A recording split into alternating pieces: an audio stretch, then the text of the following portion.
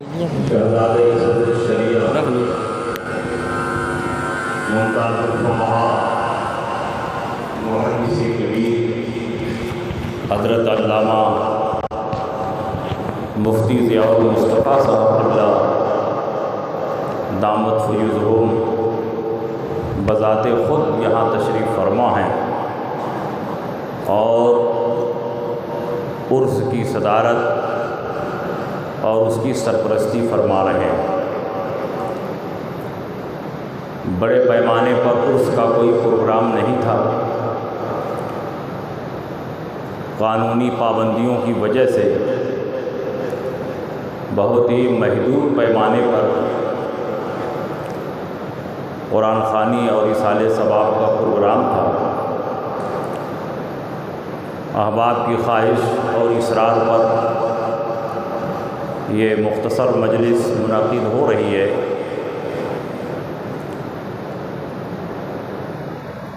فقیہ ہونا کوئی معمولی کمال نہیں ہے، محدث ہونا بھی کمال ہے، لیکن فقیہ ہونا معراج کمال ہے۔ نبی اکرم صلی اللہ علیہ وسلم نے محدث اور فقیہ کے درمیان کتنا عظیم فرق ہے اس کو بہت واضح لفظوں میں بیان فرمایا ہے۔ نبی اکرم صلی اللہ علیہ وسلم نے ارشاد فرمایا،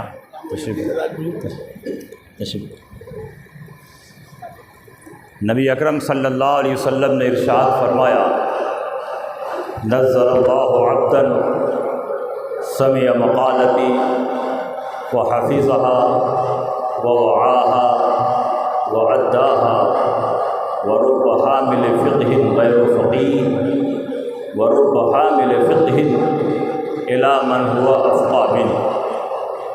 اللہ رب العزت اس بندے کو تر و تازہ رکھے، سرسبز و شاداب رکھے جس نے میری حدیثوں کو سنا، اس کو محفوظ رکھا، دوسروں تک پہنچایا۔ ایسا بہت ہوگا کہ حدیث کو سننے والا فقیہ نہیں ہوگا، اور جن لوگوں تک حدیثیں پہنچائی جائیں گی وہ اس سے بڑا فقیہ ہوگا۔ اللہ کے نبی نے محدث کے لیے نظر اللہ عبدا فرما کر تر و تازہ رہنے کی بشارت دی۔ آپ محدثین کی تاریخ کو اٹھا کر دیکھیں، دنیا میں بڑے بڑے محدثین پیدا ہوئے جنہوں نے رسول پاک سید عالم صلی اللہ علیہ وسلم کے افعال، احوال اور اقوال کو چن چن کر گلدستہ احادیث میں جمع فرمایا، اور نبی اکرم صلی اللہ علیہ وسلم کی زندگی کے تمام شب و روز کو سندوں کے ساتھ جمع کر کے پوری امت مسلمہ کے لیے رہنمائی کا انتظام کیا۔ محدث کی قربانی، محدث کی خدمت کوئی معمولی خدمت نہیں ہے، لیکن فقیہ کی خدمت، فقیہ کا کارنامہ محدث سے بہت زیادہ ہے، کیونکہ محدث صرف حدیثوں کو محفوظ رکھتا ہے، اور فقیہ وہ ہوتا ہے جو حدیثوں میں چھپی ہوئی اللہ و رسول کی مراد کو تلاش کرتا ہے، فقہی نکات اور مسائل و احکام کا استخراج فرما کر پوری امت مسلمہ کے لیے رہنمائی کا انتظام کرتا ہے۔ اور کتنا خوش نصیب ہے وہ انسان، کتنا خوش نصیب ہے وہ عالم ربانی جو بیک وقت محدث بھی ہے، بیک وقت فقیہ بھی ہے۔ حضور صدر الشریعہ علیہ رحمت و رضوان اپنے زمانے کے عظیم محدث ہی نہیں تھے، بلکہ اپنے زمانے کے عظیم فقیہ بھی تھے، اور ایسے فقیہ تھے کہ ان کے تفقہ پر اعلیٰ حضرت عظیم البرکت کو اعتماد کلی حاصل کیا۔ اعلیٰ حضرت عظیم البرکت فرماتے ہیں، آپ یہاں کے موجودین میں تفقہ جس کا نام ہے وہ مولوی امجد علی میں زیادہ پائیے گا۔ وہاں کے موجودین میں حضور مفتی اعظم بھی ہیں، وہاں کے موجودین میں اور بھی بہت سارے علماء اور فضلاء ہیں، لیکن تفقہ فی الدین کے معاملے میں اعلیٰ حضرت امام احمد رضا نے اس بات کی صراحت فرما دی کہ یہاں کے موجودین میں تفقہ جس کا نام ہے امجد علی میں سب سے زیادہ ہے۔ اور الحمدللہ حضور صدر الشریعہ علیہ رحمت و رضوان کے شہزادے محدث کبیر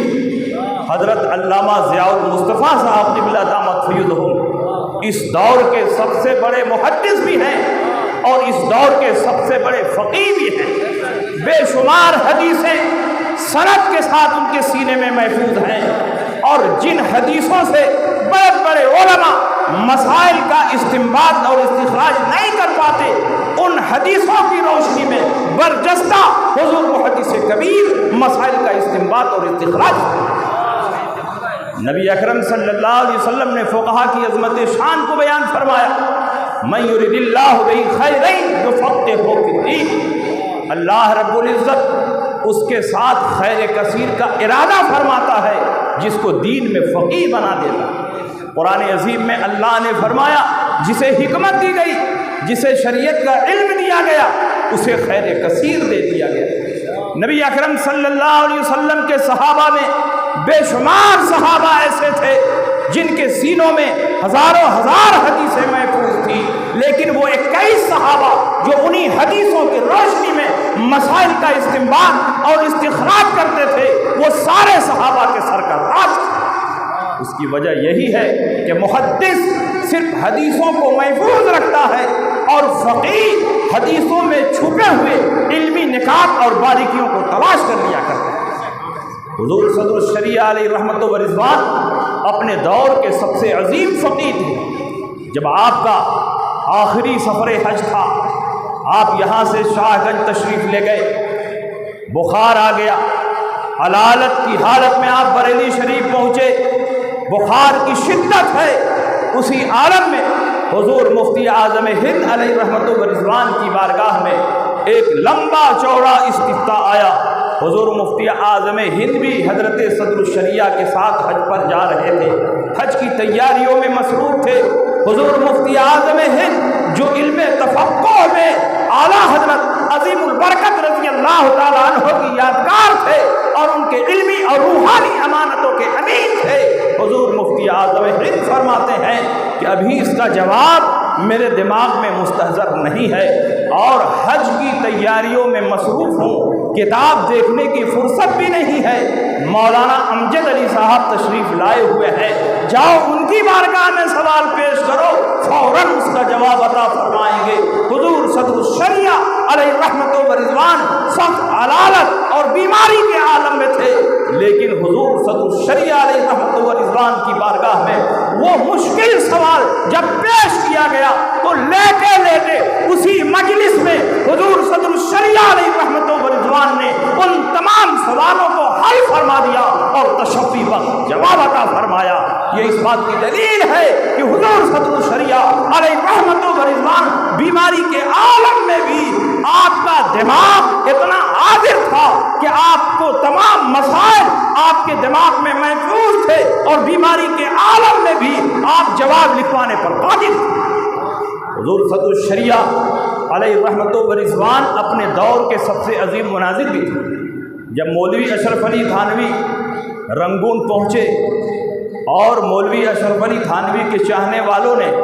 ان کی جھوٹی کرامتیں بیان کرنا شروع کی، لوگوں کو پکڑ پکڑ کر ان کا مرید بنانا شروع کیا، یہاں تک کہ مقروضوں کا قرض معاف کر کے ان کا مرید بنانا شروع کیا، تو رنگون کے سنیوں نے اعلیٰ حضرت کی بارگاہ میں خط لکھا کہ حضور یہاں پر مولوی اشرف علی تھانوی آئے ہوئے ہیں،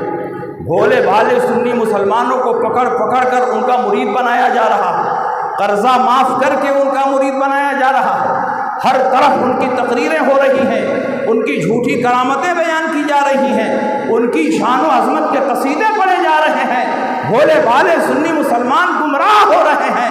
اور یہ مناظرے کا چیلنج دے رہے ہیں، اس لیے آپ کسی مناظر کو بھیج دیجئے جو مولوی اشرف علی تھانوی کا مقابلہ کر سکے۔ مولوی اشرف علی تھانوی دیوبندی جماعت کے حکیم الامت ہیں، وہ اس جماعت کے مجدد بھی ہیں، ان سے مقابلہ کرنا کوئی آسان نہیں تھا، لیکن اعلیٰ حضرت عظیم البرکت کی بارگاہ کا پڑا ہوا یہ شیخ جس کا نام امجد علی ہے، اعلیٰ حضرت عظیم البرکت نے اپنے بے شمار تلامذہ پر نگاہ دوڑائی تو آپ کی نظر انتخاب کسی اور پر نہیں بلکہ علامہ امجد علی اعظمی پر آ کر ٹک گئی، اور آپ نے حکم صادر فرمایا کہ آپ رنگون جائیے اور مولوی اشرف علی تھانوی سے مناظرہ کیجیے۔ اعلیٰ حضرت عظیم البرکت کے حکم پر حضور صدر الشریعہ علیہ رحمت و رضوان بریلی سے کلکتہ آئے۔ اعلیٰ حضرت نے بریلی سے ٹیلی گرام کر دیا تاکہ سنی مسلمانوں کو اطمینان رہے کہ ہمارا مناظر بھی پہنچنے والا۔ جب حضرت صدر الشریعہ کلکتہ پہنچے تو کلکتہ سے آپ نے پھر ٹیلی گرام دیا کہ میں فلاں دن فلاں تاریخ اور فلاں جہاز سے فلاں وقت رنگون پہنچ رہا۔ حضور صدر الشریعہ علیہ رحمت و رضوان وقت مقررہ پر رنگون پہنچے، لیکن مولوی اشرف علی تھانوی کو جیسے ہی اطلاع ہوئی کہ مولانا امجد علی آ رہے ہیں، شیر رضا آنے والے ہیں، تو اس کے اوصال خطا ہونے لگے، اور صدر الشریعہ کے پہنچنے سے پہلے ہی ایک دن پہلے جہاز سے وہ بھاگ کر کلکتہ پہنچ آئے۔ ادھر صدر الشریعہ رنگون پہنچتے ہیں اور مولوی اشرف علی تھانوی رنگون چھوڑ کر کلکتہ آ جاتے ہیں۔ علامہ امجد علی اعظمی علیہ رحمت و رضوان کو معلوم ہوا کہ وہ رنگون آ گئے ہیں اور مولوی اشرف علی تھانوی رنگون سے کلکتہ بھاگ گئے ہیں، تو آپ فوراً دوسرے دن پہلے جہاز سے کلکتہ آئے، اور کلکتہ پہنچنے کے بعد بھی اعلان کیا، تلاش کروایا کہ مولوی اشرف علی تھانوی مل جائیں تو یہیں ان سے مناظرہ کیا جائے۔ لیکن جب حضرت صدر الشریعہ کلکتہ پہنچے تو مولوی اشرف علی تھانوی کلکتہ چھوڑ کر تھانہ بھون پہنچ گئے۔ آپ ذرا اندازہ لگائیے کہ علامہ امجد علی اعظمی کی عبقریت اور آپ کی مناظرہ صلاحیتوں کا کیا عالم تھا کہ اس جماعت کا جو سب سے بڑا عالم، جس کو اس جماعت کے لوگ مجدد اور حکیم الامت کہتے ہیں، وہ بھی اعلیٰ حضرت کے شعر کے مقابلے میں ٹکنے کی جرات نہ کر سکا۔ حضور صدر الشریعہ علیہ رحمت و رضوان کی عظمتوں کا خطبہ سارا زمانہ پڑھ رہا۔ حضور صدر الشریعہ علیہ رحمت و رضوان کام کی مشین تھے۔ صدر الشریعہ علیہ رحمت و رضوان جب علوم متداولہ سے فارغ ہوئے، آپ جون پور تشریف لے گئے اور خصوصیت کے ساتھ معقولات کا علم حاصل کیا۔ علامہ فضل حق خیر آبادی کے شاگرد رشید علامہ ہدایت اللہ خاں رامپوری کی بارگاہ میں جون پور پہنچے، اور آپ نے معقولات کی منتہی کتابیں علامہ ہدایت اللہ خاں رامپوری سے پڑھی، اور اس کے بعد علم حدیث میں کمال حاصل کرنے کے لیے حضور صدر الشریعہ علیہ رحمت و رضوان اپنے زمانے کے سب سے بڑے محدث علامہ وسیع احمد محدث سورتی کی بارگاہ میں پیلی بھی مدرسۃ الحدیث میں پہنچے، اور تقریباً 2 سال تک مسلسل محدث سورتی کی بارگاہ میں رہ کر آپ نے صحاح ستہ کی تعلیم حاصل کی۔ اس کے بعد محدث سورتی نے اعلیٰ حضرت کی بارگاہ میں آپ کو بھیجا۔ اعلیٰ حضرت عظیم البرکت رضی اللہ تعالیٰ عنہ نے پہلی ملاقات ہی میں حضرت صدر الشریعہ علیہ رحمت و رضوان کو اپنا گرویدہ بنا لیا، اور اس کے بعد منظر اسلام کے لیے جب ایک قابل صدر المدرسین کی ضرورت پڑی تو محدث سورتی کے ایما اور اشارے پر علامہ امجد علی بریلی تشریف لے گئے، اور تقریباً 18 سال تک مسلسل اعلیٰ حضرت عظیم البرکت اور اس کے بعد کے ادوار میں بھی آپ نے بریلی میں رہ کر علوم و معارف کا فیضان ساری دنیا میں تقسیم فرمایا۔ اعلیٰ حضرت کے چھوٹے بھائی ننھے میاں مولانا محمد رضا صاحب فرماتے تھے کہ صدر الشریعہ کام کی مشین ہے، اور وہ بھی ایسی مشین جو کبھی فیل نہ ہونے پائے۔ صدر الشریعہ 12 کتابیں 11 کتابیں پڑھاتے تھے۔ بعض طلباء کو اوقات درس کے علاوہ میں بھی پڑھاتے تھے، فتویٰ نویسی کرتے تھے، مطبع اہل سنت کا پورا کام سنبھالتے تھے، پروف ریڈنگ کرتے تھے، اعلیٰ حضرت کی کتابوں کا پارسل بنوا کر بھیجتے تھے، اس کا پورا حساب و کتاب رکھتے تھے، اعلیٰ حضرت کی بارگاہ میں پہنچ کر رات کے 12 بجے 1 بجے تک استفتاء سناتے اور اعلیٰ حضرت جو اس کا جواب عطا فرماتے اس کو تحریر فرماتے تھے۔ اعلیٰ حضرت کی بارگاہ میں حضور صدر الشریعہ علیہ رحمت و رضوان کو کام کرنے کا جو موقع ملا، اسی صحبت بافیض نے حضرت صدر الشریعہ علیہ رحمت و رضوان کو ایسا جوہر اور ایسا ہیرا بنا دیا جس کی چمک آج بھی باقی ہے اور صبح قیامت تک باقی رہے گی۔ اور اعلیٰ حضرت روحانیت کے معاملے میں بھی اتنے کامل و مکمل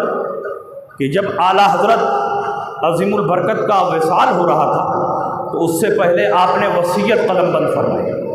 اور آپ نے کہا کہ انتقال کے بعد میری نماز جنازہ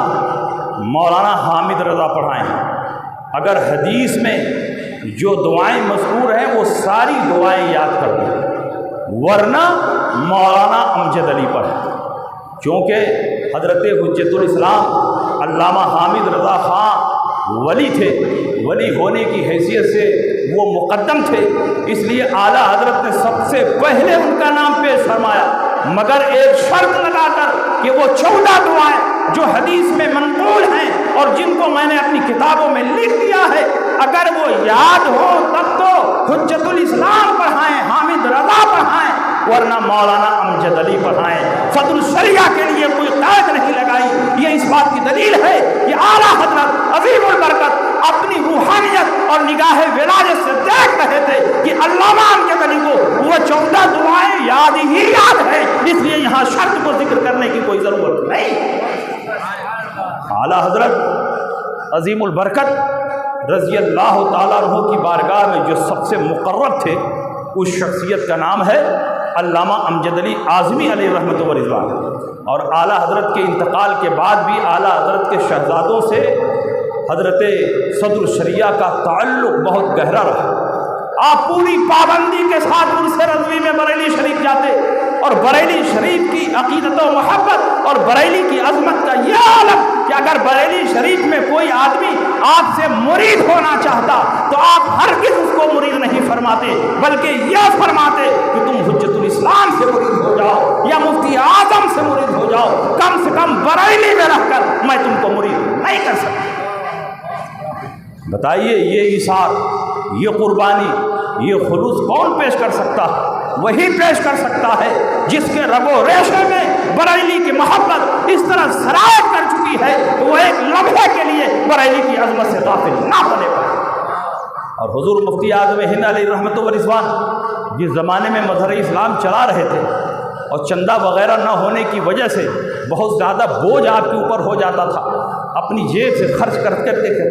آپ مقروض ہو جاتے تھے، اس زمانے میں حضور صدر الشریعہ علیہ رحمت و رضوان خاموشی کے ساتھ اپنے مریدین کو متوجہ فرماتے، بلکہ جو مریدین آپ کو نذرانہ پیش کرتے آپ وہی نذرانہ اپنے مریدین کو دے کر کہتے کہ حضور مفتی اعظم ہند کی خدمت میں پیش کرو۔ بارہا ایسا ہوا کہ حضور صدر الشریعہ نے اپنے مریدین کو مظہر اسلام کی طرف متوجہ فرمایا، مفتی اعظم کی طرف متوجہ فرمایا، تاکہ حضور مفتی اعظم ہند کا بوجھ کچھ ہلکا ہو سکے۔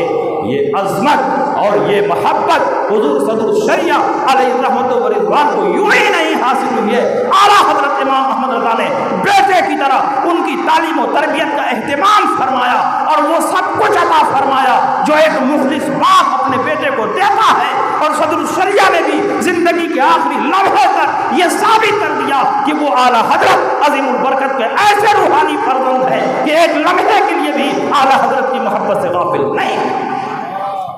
اعلیٰ حضرت عظیم البرکت رضی اللہ تعالیٰ عنہ سے ایسی سچی عقیدت و محبت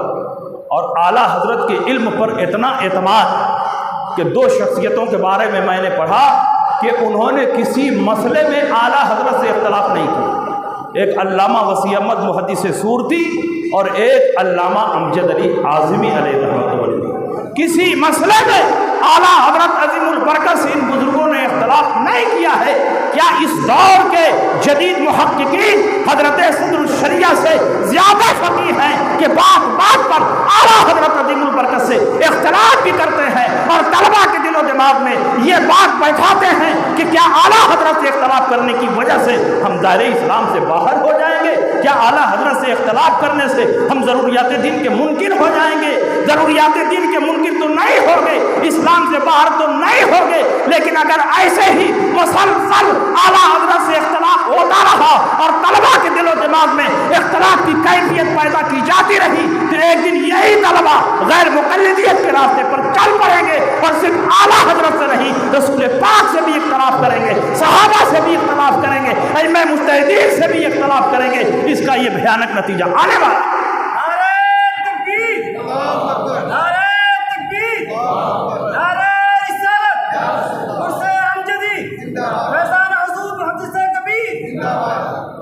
اور جو عظیم فقیہ ہوتا ہے اس کے دور میں غلط تحقیق پیش کی جائے گی تو وہ خاموش نہیں رہے گا، اصلاح حال کے لیے، اظہار حق کے لیے وہ ضرور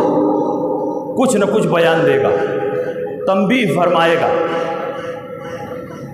امام اعظم ابو حنیفہ اپنے دور کے سب سے بڑے فقیہ تھے، ایسے فقیہ کہ رسول پاک سید عالم صلی اللہ علیہ وسلم نے ان کے بارے میں ارشاد فرمایا، لو کان العلم عند ثریا لنالہ رجل من ابناء فارس، اگر علم ثریا کی بلندی پر بھی ہوگا تو فارس کا رہنے والا وہاں سے اتار لائے گا اور لوگوں میں تقسیم کر دے گا۔ ابن حجر اسقلانی، امام قسطلانی، امام بدر الدین عینی نے فرمایا، قد بشر النبی صلی اللہ علیہ وسلم بالامام ابی حنیفہ فی ھذا الحدیث، اس حدیث میں رسول پاک نے کسی اور امام کی بشارت نہیں بلکہ امام اعظم ابو حنیفہ کی بشارت سنائی۔ امام اعظم بھی اپنے دور کے سب سے بڑے فقیہ تھے۔ جو فقیہ ہوتا ہے اس کے دل میں خشیت ربانی ہوتی ہے، شریعت کے خلاف جب کوئی مسئلہ بیان کرتا ہے تو وہ تڑپ جاتا ہے۔ امام اعظم ابو حنیفہ کے زمانے میں ایک بہت بڑے فقیہ اور محدث تھے، قاضی ابن ابی لیلہ، ان کا نام محمد ابن عبد الرحمن تھا، لیکن قاضی ابن ابی لیلہ کے نام سے مشہور تھے۔ 32 سال تک کوفے کے قاضی رہے۔ آپ اندازہ لگائیں، کوفہ جو اس زمانے میں علم و فن کا مرکز تھا، بڑے بڑے ائمہ کرام مجتہدین کرام تھے، لیکن منصب قضا پر جس شخصیت کو 32 سال تک کام کرنے کا موقع ملا وہ حضرت قاضی ابن ابی لیلہ، وہ صاحب فقہ بھی ہیں اور صاحب حدیث بھی ہیں، لیکن کبھی کبھی فیصلے میں وہ غلطی کرتے اور امام اعظم ابو حنیفہ تنبیہ فرماتے تو ان کو بہت برا لگتا۔ ایک مرتبہ وہ اپنی مجلس قضا سے اٹھ کر جا رہے تھے اور ان کی مسند قضا کوفے کی جامع مسجد میں سجتی تھی، وہیں بیٹھ کر وہ مقدمات کی سماعت کرتے تھے اور فیصلہ کرتے تھے۔ مجلس قضا کا ٹائم ختم ہونے کے بعد جا رہے تھے، راستے میں ایک عورت ایک آدمی سے جھگڑا کر رہی تھی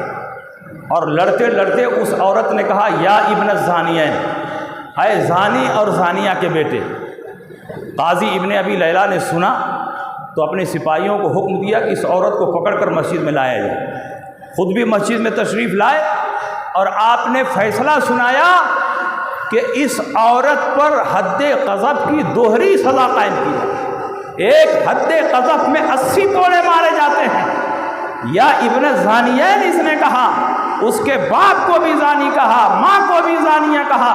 اس لیے اس پر ڈبل حد قذف جاری کی جائے، 160 کوڑے لگائے۔ اس عورت کو مسجد میں کھڑا کرا کے 160 کوڑے لگائے گئے۔ وہ عورت لائی گئی، 160 کوڑے اس کو مارے گئے۔ جب امام اعظم ابو حنیفہ کو اطلاع ہوئی تو آپ نے ارشاد فرمایا کہ قاضی ابن ابی لیلہ نے اپنے اس ایک فیصلے میں 6 غلطیاں کی۔ پہلی غلطی یہ کہ مجلس قضا کا ٹائم ختم ہو چکا تھا، وہ گھر جا رہے تھے اور پھر واپس آ کر کے فیصلہ سنا دیا۔ کورٹ کچہری کا جج کہیں جا رہا ہو تو کیا آ کر کے وہ فیصلہ سنا دے گا؟ یہ ان کی پہلی غلطی ہے۔ اور دوسری غلطی یہ ہے کہ انہوں نے مسجد میں حد لگوائی۔ رسول پاک نے مسجد میں حد جاری کرنے سے اور مجرمین کو سزا دینے سے منع فرمایا ہے، اس لیے کہ مسجد نماز پڑھنے کے لیے ہے، مجرمین کو سزا دینے کے لیے نہیں ہے۔ حدود و قصاص کے فیصلے تو ہو سکتے ہیں لیکن مسجد میں حدود و قصاص کو جاری نہیں کیا جا سکتا۔ یہ ان کی دوسری غلطی ہے۔ اور تیسری غلطی یہ ہے کہ انہوں نے عورت کو کھڑا کرا کے حد لگوایا، جبکہ حکم یہ ہے کہ جب عورت پر حد جاری کی جائے تو بیٹھا کر حد جاری کی جائے تاکہ اس کی پردہ پوشی ہوتی رہے۔ یہ ان کی تیسری غلطی ہے۔ اور چوتھی غلطی یہ ہے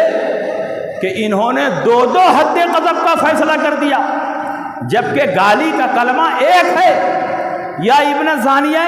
جب گالی کا کلمہ ایک ہے تو ایک ہی حد واجب تھی، مگر انہوں نے 2 حد کو واجب قرار دیا۔ یہ ان کی چوتھی غلطی ہے۔ اور پانچویں غلطی یہ ہے کہ ایک ساتھ انہوں نے دونوں حدوں کو جاری کروا دیا۔ اگر کسی پر 2 حد واجب بھی ہو تو پہلے ایک حد جاری کی جائے گی، اور جب اس کے زخم ٹھیک ہو جائیں گے تو کچھ دنوں کے بعد دوسری حد جاری کی جائے، مگر انہوں نے دونوں حدوں کو ایک ساتھ جاری کروا دیا۔ یہ ان کی پانچویں غلطی ہے۔ اور چھٹی غلطی یہ ہے کہ جس آدمی کو گالی دی گئی اس نے انصاف کا مطالبہ نہیں کیا، اس نے FIR نہیں کیا، اس نے مقدمہ نہیں قائم کیا، تو کیوں انہوں نے فیصلہ سنا دیا؟ حدود و قصاص میں شرط ہے کہ جب تک مقدمے کا مطالبہ نہ کیا جائے، انصاف کا تقاضا نہ کیا جائے، اس وقت تک قاضی فیصلہ نہیں کر سکتا۔ اور انہوں نے از خود اس مسئلے کی نوٹس لی اور خود ہی مسجد میں آ کر فیصلہ سنا دیا۔ یہ ان کی چھٹی غلطی ہے۔ قاضی ابن ابی لیلہ نے اپنے اس فیصلے میں 6 غلطیاں کی۔ اب آج کے چھوٹے چھوٹے مفتیوں کی غلطی بیان کر دیجئے تو جان کے دشمن بن جاتے ہیں۔ وہ تو قاضی ابن ابی لیلہ تھے، کوفے کے قاضی تھے، حضرت علی نے ان کو قاضی مقرر کیا تھا۔ وہ صرف کمشنری کے قاضی نہیں تھے، اور ایسا بھی نہیں تھا کہ کس نے ان کو قاضی مقرر کیا یہ معلوم نہ ہو۔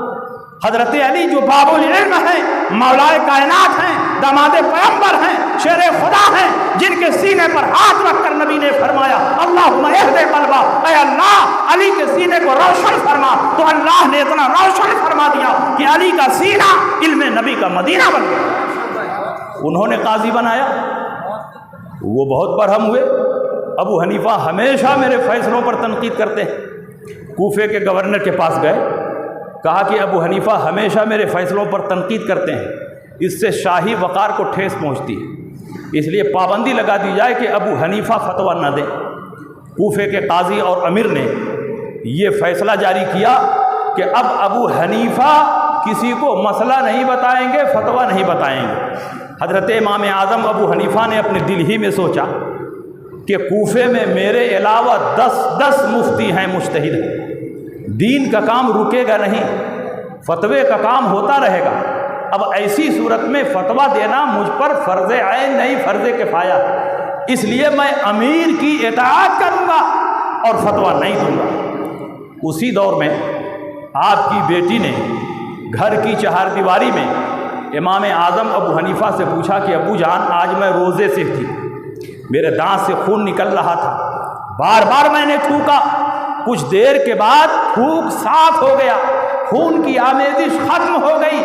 تو اب اگر میں تھوک نگل لوں تو کیا میرا روزہ رہے گا یا جاتا رہے گا؟ امام اعظم ابو حنیفہ سے سوال کرنے والا کوئی باہر کا آدمی نہیں ہے، بلکہ آپ کی بیٹی ہیں، اور گھر کی چہار دیواری میں سوال ہو رہا ہے۔ اگر آپ جواب دیتے تو امیر کو خبر نہیں ہوتی، لیکن امام اعظم ابو حنیفہ کا تقویٰ دیکھو، وہ ارشاد فرماتے ہیں جانے پدر مجھ پر پابندی عائد ہے اور امیر کا حکم ہے کہ میں کسی کو مسئلہ نہیں بتا سکتا، اس لیے گھر کی چہار دیواری میں بھی میں امیر کے حکم کی مخالفت نہیں کر سکتا، تم اپنے بھائی حماد سے مسئلہ پوچھ لو۔ میں آپ کو بتانا چاہتا ہوں کسی واقعے کی بنیاد پر ابن خلقان نے اپنی کتاب میں لکھا کہ امام اعظم ابو حنیفہ نے اطاعت امیر اور دیانت و تقویٰ کی جو مثال پیش کی ہے دور دور تک اس کی کوئی نظیر نظر نہیں آتی۔ تو اس دور میں بھی یہ تھا کہ اگر کسی کے فتوے پر تبصرہ کر دیا جائے، تنقید کر دیا جائے تو وہ آدمی جان کا دشمن بن جاتا تھا، اس کے سارے احسانات کو ختم کر دیتا تھا۔ اور اس دور میں بھی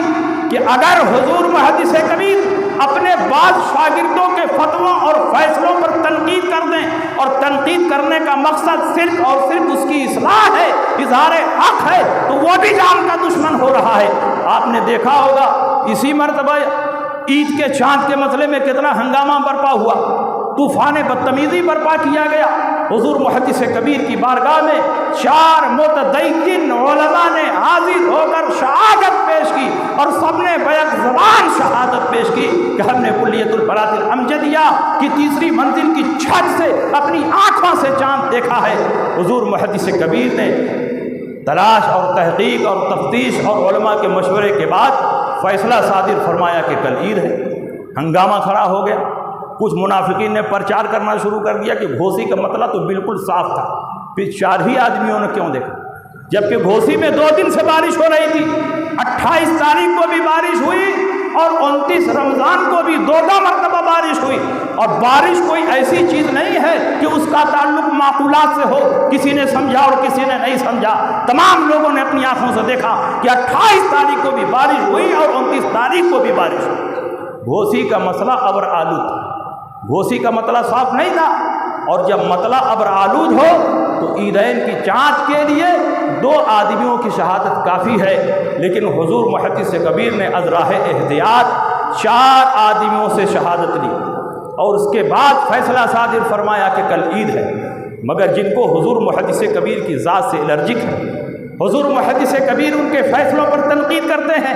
اظہار حق اور اصلاح حال کے لیے ان کو تنبیہ فرماتے ہیں۔ انہوں نے نہیں چاہا کہ حضور محدث کبیر کے فیصلے پر عید ہو سکے، اس لیے انہوں نے سوچا کہ فیصلہ قبول کروں تو میری ناک کٹ جائے گی، اور قبول نہ کروں تو دنیا گالی دے گی، تو بیچ کا راستہ نکالا کہ گھوسی کا مطلب صاف تھا، اور جب مطلب صاف ہو تو جمع عظیم اور جماعت کثیرہ کی شہادت درکار ہے، اور گھوسی میں صرف 4 لوگوں نے شہادت پیش کی ہے، اس لیے میں محدث کبیر کے فیصلے کو تسلیم نہیں کروں۔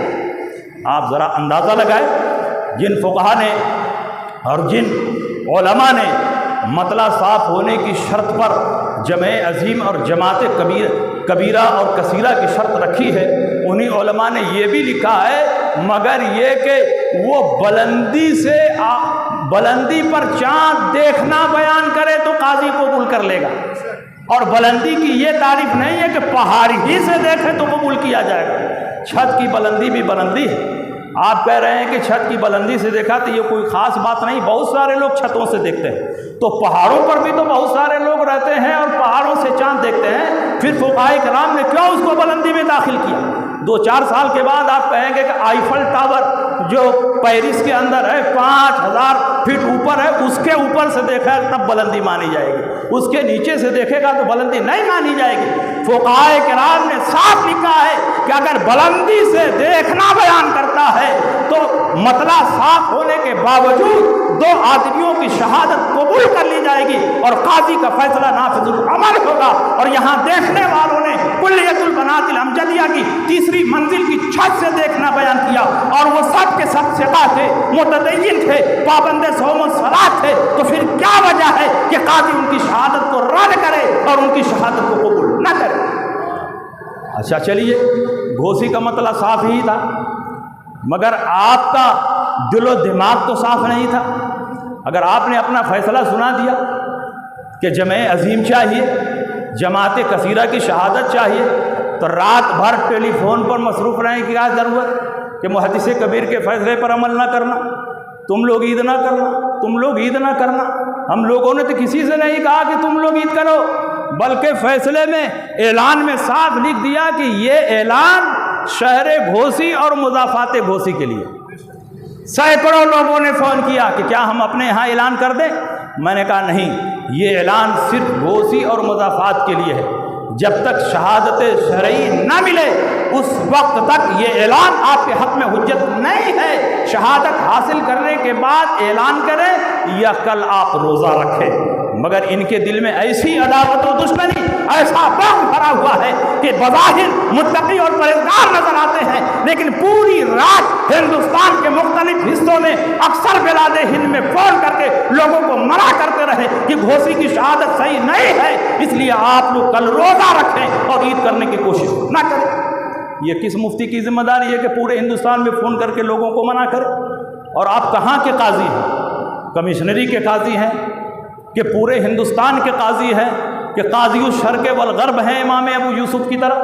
آپ اپنا فیصلہ پورے ہندوستان میں پھیلا رہے ہیں، آخر اس فیصلے کی کوئی حد ہے کہ نہیں ہے؟ اس سے پہلے بے شمار مواقع پر متعدد ٹیلی فون کے ذریعے حاصل ہونے والی خبر پر آپ نے عید کا اعلان کیا، مگر ایک مرتبہ بھی آپ نے اپنے فیصلے میں نہیں لکھا کہ وہاں کا مسئلہ صاف تھا کہ نہیں تھا۔ جمع عظیم نے شہادت دی یا کچھ کم لوگوں نے شہادت دی، اور بعد نیرین کا کیا حال تھا، درجہ اور دقیقہ کس حال میں تھا، لیکن محدث کبیر نے اعلان فرما دیا تو اب بعد نیرین کا مسئلہ آ گیا، درجہ اور دقیقہ کا مسئلہ آ گیا، مطلع کی صفائی کا آ گیا، گھوسی کا مطلع صاف ہو کہ نہ ہو، مگر آپ کا مطلب فقہ بھی صاف نہیں ہے، آپ کا دل بھی صاف نہیں ہے، اور آپ کا دل و دماغ بھی صاف نہیں ہے۔ اس لیے آپ ایسے لوگوں کے چکمے میں نہ آئیں۔ خبر استفاضہ میں سارے محدثین، سارے فقہا نے یہ قید لگائی ہے کہ ثبوت والے شہر سے جب تک متعدد جماعتیں آ کر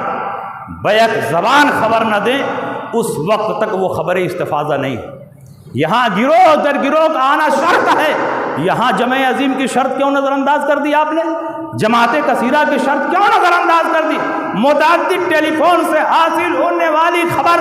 گروہ در گروہ کے درجے میں نہیں ہے۔ کیا اس مقام پر آپ کو فتویٰ رضویہ کی عبارت نظر نہیں آئی، بہار شریعت کی عبارت نظر نہیں آئی؟ اس کا مطلب یہ ہوا کہ جہاں آپ کو اپنی کمزوری چھپانی ہوتی ہے وہاں فتویٰ رضویہ اور بہار شریعت کا حوالہ دیتے ہیں، اور جہاں اپنی بات منوانی ہوتی ہے وہاں فتویٰ رضویہ اور بہار شریعت کو نظر انداز کر دیتے ہیں۔ 1,00,000 ٹیلی فون بھی آ جائے تو وہ بھی خبر مستفیض نہیں ہے۔ فردن ہر ٹیلی فون، ہر ٹیلی فون فرد کے درجے میں ہے، وہ جماعت کے درجے میں نہیں ہے۔ 1,000 ٹیلی فون بھی آئے تو وہ علی سبیل تعاقب آ رہا ہے، اس لیے وہاں جماعت کا اطلاق ہو ہی نہ جی سکتا۔ جہاں جماعت کی شرط رکھی گئی تھی وہاں آپ نے نظر انداز کر دی، اور جہاں شہادت قبول کرنی چاہیے تھی محض محدث کبیر کی دشمنی اور عناد میں آپ نے اس شہادت کو رد کر دیا۔ یہ ایک فقیہ کی شان نہیں، یہ ایک دنیا دار کی چال ہو سکتی ہے۔ اس لیے آپ ایسے لوگوں سے ہوشیار رہیں، ایسے لوگوں کے چکمے سے بھی ہوشیار رہیں۔ وہ جب فتویٰ رضویہ کا نام لیتے ہیں تو طبیعت ڈرتی رہتی ہے، کچھ نہ کچھ چکمہ ہے، جب بہار شریعت کا نام لیتے ہیں طبیعت ڈرتی رہتی ہے۔ اور گھوسی میں بھی ایسے منافقین کی کمی نہیں ہے جو گھوسی میں عید بھی پڑھ رہے ہیں اور دوسری جگہوں پر پرچار کر رہے ہیں کہ گھوسی میں مطلع صاف تھا۔ جب مطلع صاف تھا اور اس کے لیے جمع عظیم چاہیے اور محدث کبیر کا فیصلہ صحیح نہیں ہے تو تم نے عید کیوں پڑھی؟ یا تو تمہارا عید پڑھنا غلط ہے، اور یا تو تم نے جو بیان دیا باہر وہ غلط ہے۔ اس لیے آپ حضور محدث کبیر دامت فیوضہم کے فیصلے پر مضبوطی کے ساتھ قائم رہیں، اور یہ سمجھیں کہ اس دور میں فکر رضا کے سب سے بڑے محافظ اور سب سے بڑے ترجمان کا نام حضور محدث کبیر۔ اعلیٰ حضرت عظیم البرکت رضی اللہ تعالیٰ عنہ کے گھر سے جو علم کی سوغات تقسیم ہوئی اس میں سب سے زیادہ حصہ حضرت صدر الشریعہ نے حاصل کیا، اور حضرت صدر الشریعہ کے خاندان سے، صدر الشریعہ کے ذریعے جو علم کی سوغات پورے ہندوستان میں تقسیم ہوئی، بڑے بڑے علماء اور بڑے بڑے مشائخ نے حصہ حاصل کیا، لیکن خانوادہ صدر الشریعہ میں جس شخصیت نے صدر الشریعہ علیہ رحمت و رضوان کے علم و فضل سے سب سے زیادہ حصہ حاصل کیا، اس شخصیت کا نام حضور محدث کبیر۔ اس لیے اعلیٰ حضرت کا علم صدر الشریعہ تک پہنچا، اور صدر الشریعہ کا علم حضور محدث کبیر تک پہنچا۔ اور جو لوگ آج اپنے اساتذہ کو نیچا دکھانے کی کوششیں کر رہے ہیں، اپنے اساتذہ کے فیصلوں پر تنقید کرتے ہیں، وہ یاد رکھے کہ وہ دنیا میں بھی رسوا ہوں گے اور آخرت میں بھی رسوا ہوں گے۔ امام اعظم ابو حنیفہ نے اس مسئلے میں بھی ہمارے لیے مشعل راہ ہدایت چھوڑا ہے۔ امام اعظم ابو حنیفہ کے استاد ہیں حضرت حماد رضی اللہ تعالی عنہ۔ امام اعظم کے بیٹے کا نام بھی حماد ہے، اور امام اعظم کے استاذ کا نام بھی حماد ہے، حماد ابن سلیمان۔ امام اعظم ابو حنیفہ نے 10-12 سال تک ان کی خدمت میں رہ کر علم فقہ کی تحصیل کی۔ جب امام اعظم ابو حنیفہ علم فقہ، علم حدیث میں بہت ماہر ہو گئے اور حضرت حماد کے شاگردوں میں سب سے اونچا مقام ہو گیا، اور آپ خود حدیثوں کی روشنی میں مسائل کا استنباط اور استخراج فرمانے لگے، تو آپ کے دل میں یہ چاہت پیدا ہوئی کہ اب میں اپنی درسگاہ الگ کر لوں تاکہ ہمارا ایک الگ حلقہ بنے، ہمارے شاگردوں کی الگ جماعت ہو۔ کوفے کی جامع مسجد میں درسگاہ لگتی، حضرت حماد رضی اللہ تعالیٰ عنہ کے حلقہ درس میں سب لوگ شامل ہوتے۔ امام اعظم ابو حنیفہ نے سوچا کہ میں اپنی درسگاہ الگ کر لوں تاکہ اور مضبوطی کے ساتھ میں علم دین کی اشاعت کروں، اس کو پھیلاؤں۔ لیکن جب کوفے کی جامع مسجد میں جاتے اور استاذ کے چہرے پر نظر پڑتی تو آپ ہمت نہ جٹا پاتے کہ اپنے اس استاذ سے ہم الگ ہو جائیں جس نے مجھ کو پیار اور محبت کے ساتھ پڑھایا ہے، لکھایا ہے، پھر اسی حلقہ درس میں بیٹھ جاتے۔ کئی بار آپ نے یہی سوچا کہ اب میں اپنا حلقہ درس الگ کر لوں اور اپنے شاگردوں کو الگ سے پڑھاؤں، مگر کوفے کی جامع مسجد میں جب پہنچتے اور جیسے ہی استاذ پر نظر پڑتی، ان کی شفقت، ان کی محبت، ان کی تعلیم و تربیت، ان کا اخلاق و کردار نگاہوں کے سامنے آ جاتا اور الگ نہ ہو پاتا۔ کئی سال ایسے ہی گزر گئے، حلقہ درس میں شامل ہوتے رہے۔ حضرت حماد کے پاس بصرہ سے خط آیا کہ بصرہ میں فلاں آپ کا قریبی تھا، وہ انتقال کر گیا اور اس کے وارثین میں سوائے آپ کے کوئی اور نہیں ہے، اس لیے آپ بصرہ تشریف لائیں اور اس کی زمین و جائیداد کا انتظام کر کے آپ تشریف لے جائیں۔ حضرت حماد رضی اللہ تعالیٰ عنہ جو اس دور کے فقہا کے سرتاج تھے، انہوں نے امام اعظم ابو حنیفہ کو بلایا اور فرمایا، اے ابو حنیفہ، میں کچھ مہینوں کے لیے بصرہ جا رہا ہوں اور اپنی مسند پر تم کو بیٹھا کر جا رہا ہوں۔ جس طرح میں کتاب و سنت کی روشنی میں، اصول و قواعد کی روشنی میں مسائل کا استنباط اور استخراج کر رہا تھا، اسی طرح اب تم مسائل کا استنباط اور استخراج کرو، اور جس طرح میں کتاب و سنت کا درس دے رہا تھا، اب میری مسند پر بیٹھ کر تم کتاب و سنت کا درس دو۔ میری تمام ذمہ داریاں آج کے بعد تم ادا کرو گے جب تک میں واپس نہ آ جاؤں۔ حضرت امام اعظم ابو حنیفہ اپنے استاذ کی مسند پر بیٹھ گئے، حضرت حماد بصرہ چلے گئے اور امام اعظم ابو حنیفہ اپنے استاذ کی مسند پر بیٹھ کر مسائل کا استنباط اور استخراج کرنے لگے۔ اس دوران ہزاروں ہزار مسائل آئے اور امام اعظم ابو حنیفہ نے اپنی خداداد صلاحیتوں کی بنیاد پر ان تمام مسائل کو حل فرما دیا، لیکن 50 مسائل ایسے آئے کہ جن کے بارے میں امام اعظم ابو حنیفہ کو احساس ہوا کہ اس سلسلے میں صراحتاً نہ تو قرآن میں کوئی حکم موجود ہے اور نہ ہی صراحتاً حدیث رسول میں کوئی حکم موجود ہے اور نہ ہی اقوال صحابہ میں کوئی حکم موجود ہے اور نہ ہی میرے استاد نے ان مسائل کے بارے میں کچھ فرمایا ہے، لیکن میں ان مسائل کا جواب تلاش کروں گا۔ اپنی کوشش اور محنت سے اس مسئلے سے متعلق امثال اور نظائر کو سامنے رکھ کر کے آپ نے اجتہاد فرمایا اور اس کا جواب سائلین کو عطا فرمایا، لیکن دل میں شبہ ہوا کہ کہیں غلط نہ ہو،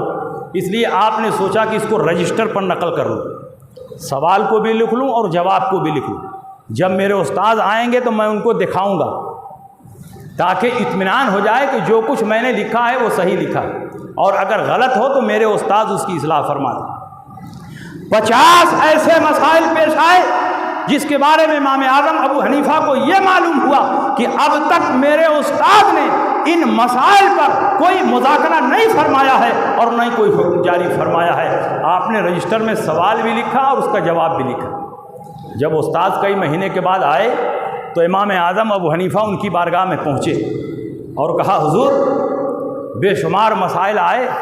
اور میں نے آپ کی دعا سے کتاب و سنت کی روشنی میں حل کر دیا، لیکن 50 جدید قسم کے مسائل ہیں، میں نے ان کو اپنے اجتہاد سے حل کرنے کی کوشش کی ہے، میں نے اس کا سوال بھی لکھ لیا ہے، جواب بھی لکھ لیا ہے، لیکن پورے طور پر مجھ کو اطمینان اور وثوق نہیں ہے۔ میں چاہتا ہوں کہ آپ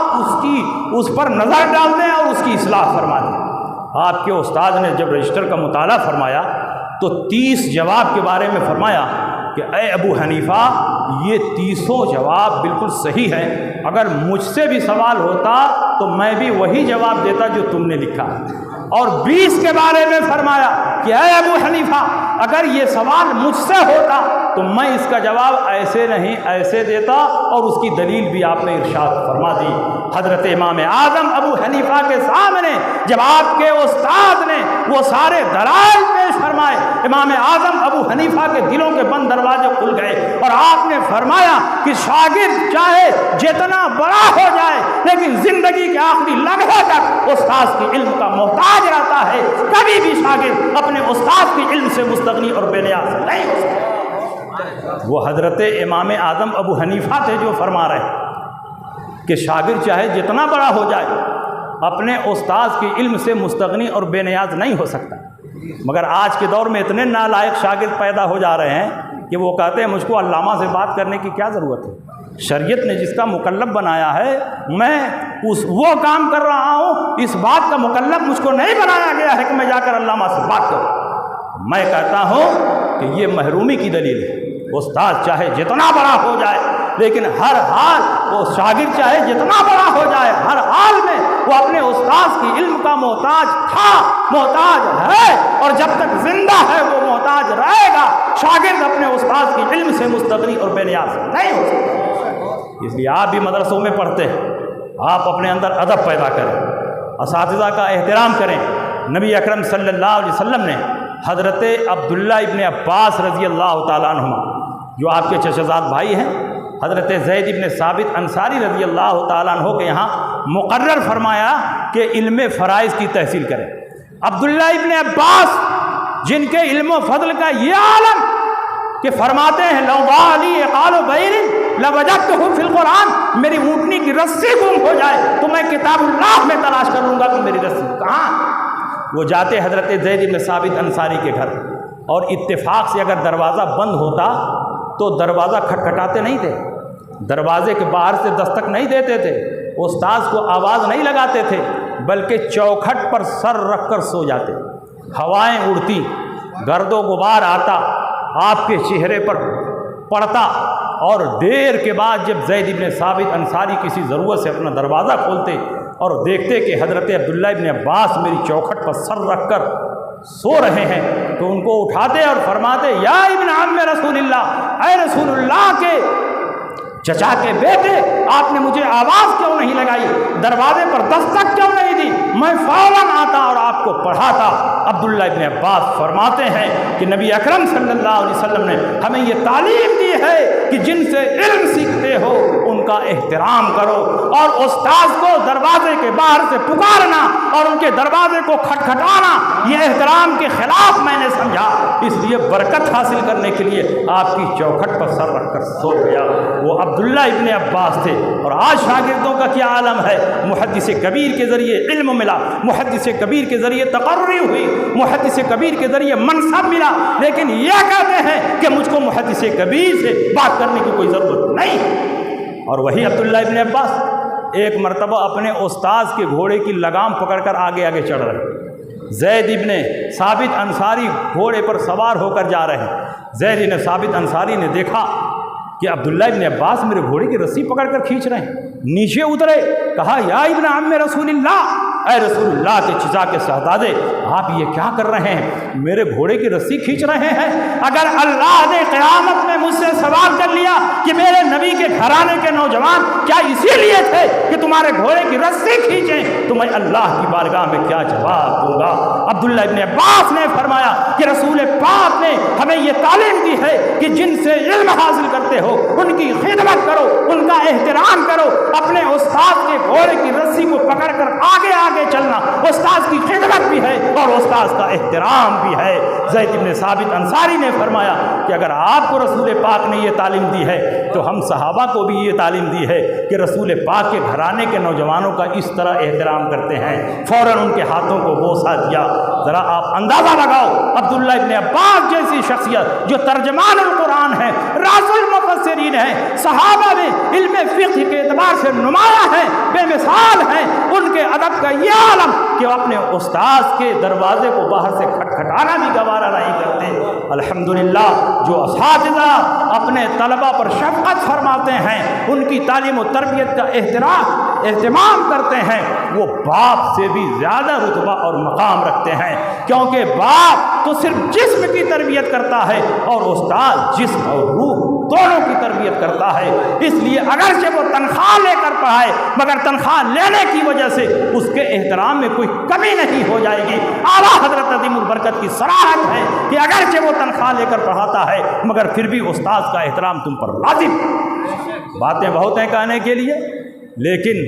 میں انہی باتوں کے ساتھ رخصت ہو رہا ہوں۔ اور جماعت اہل سنت کے بہت مستند خطیب جمدہ شاہی سے یہاں تشریف لائے ہوئے ہیں، جب یہ تقریر فرماتے ہیں تو عوام علماء بھی مسرور ہوتے ہیں۔ حضور تاج الشریعہ علیہ رحمت و رضوان کے دست و بازو، حضور محدث کبیر کے معتمد خاص، مسلک اعلیٰ حضرت کے داعی و ترجمان حضرت علامہ مفتی اختر حسین صاحب کل ہی سے موڈ بنا کر بیٹھے ہیں کہ بہت زوردار تقریر کرنا ہے۔ اب میں دیکھنا چاہتا ہوں کہ کس انداز کی تقریر ان کی ہوتی ہے۔ الحمدللہ وہ تشریف لا چکے ہیں، تھوڑی ہی دیر میں وہ آپ کی نگاہوں کی زینت بنیں گے اور آپ کے درمیان آئیں گے۔ وآخر دعوانا ان الحمدللہ رب العالمین۔